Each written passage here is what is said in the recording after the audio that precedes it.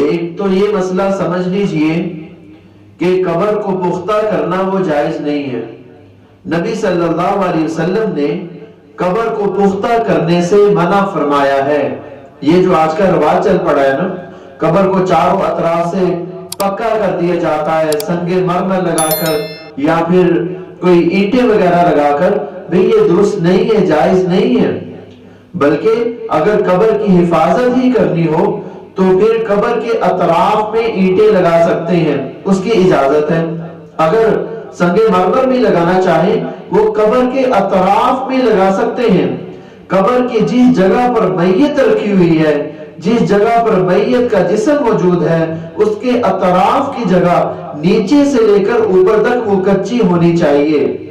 اس کو پکا کرنا وہ درست نہیں ہے. بعض لوگ مختلف قسم کے ہیلے بہانے بناتے ہیں. مثال کے طور پہ ایک شخص کہنے لگا کہ بھئی ہمارے پاس اتنا وقت نہیں ہوتا کہ ہم قبر کی خبر گیری کر سکیں، قبر کا خیال رکھ سکیں. تو جب قبر کی خبر گیری نہیں کریں گے، قبر کا خیال نہیں رکھیں گے، تو قبر کے نام و نشان ختم ہو جائیں گے. لہٰذا یہ بھی ہمیں اچھا نہیں لگتا. ہم چاہتے ہیں کہ ہمارے جو والد محترم ہیں ان کی قبر کے نام و نشان باقی رہیں، تاکہ جب ہمارا جی چاہے سالوں کے بعد تو پھر ہم دیکھ سکیں.